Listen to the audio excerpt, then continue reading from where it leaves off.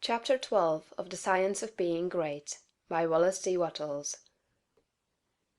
Hurry and Habit. No doubt you have many problems, domestic, social, physical, and financial, which seem to you to be pressing for instant solution. You have debts that must be paid, or other obligations that must be met. You are unhappily or inharmoniously placed, and feel that something must be done at once. Do not get into a hurry and act from superficial impulses. You can trust God for the solution of all your personal riddles. There is no hurry. There is only God, and all is well with the world. There is an invincible power in you, and the same power is in the things you want. It is bringing them to you, and bringing you to them. This is a thought that you must grasp, and hold continuously that the same intelligence that is in you is in the things you desire. They are impelled toward you as strongly and decidedly as your desire impels you toward them.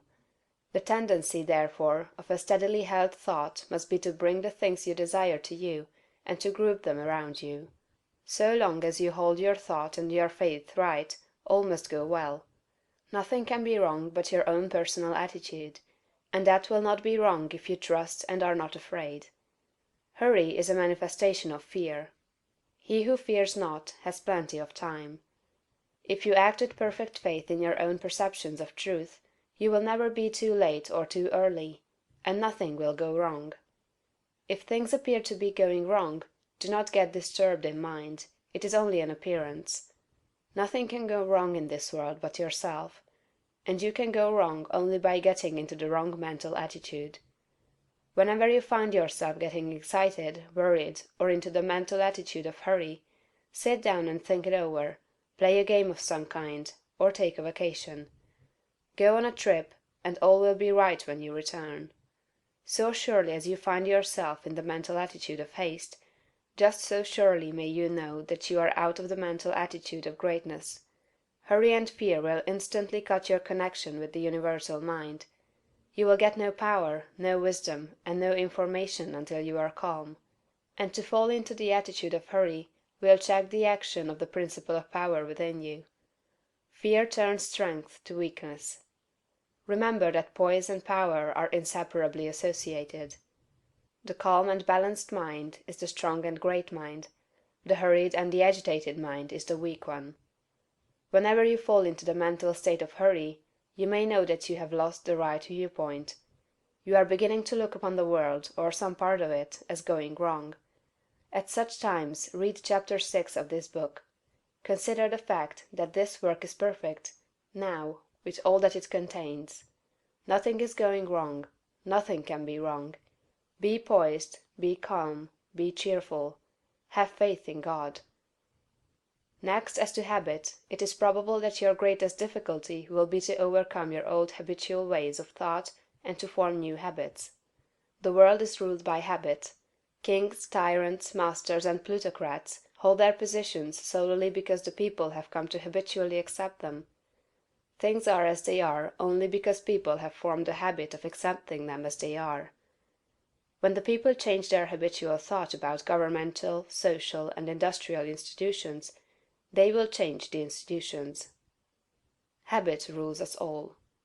You have formed, perhaps, the habit of thinking of yourself as a common person, as one of a limited ability, or as being more or less of a failure.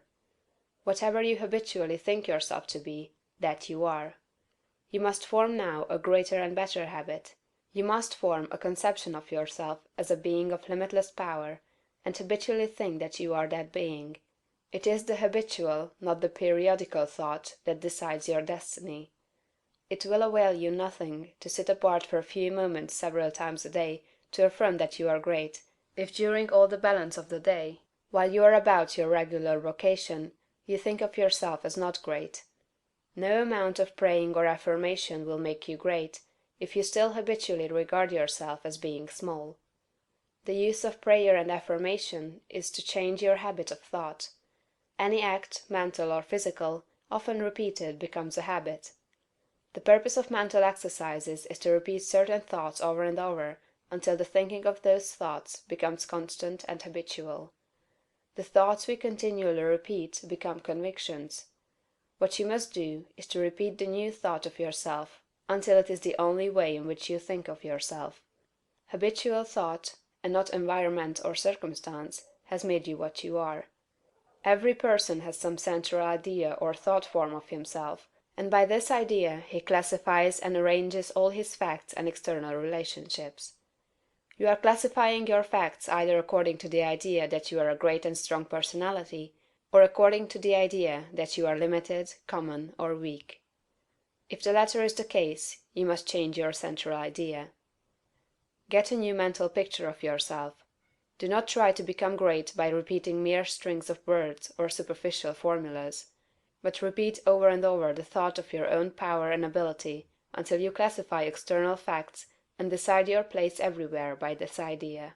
In another chapter will be found an illustrative mental exercise and further directions on this point. End of chapter 12.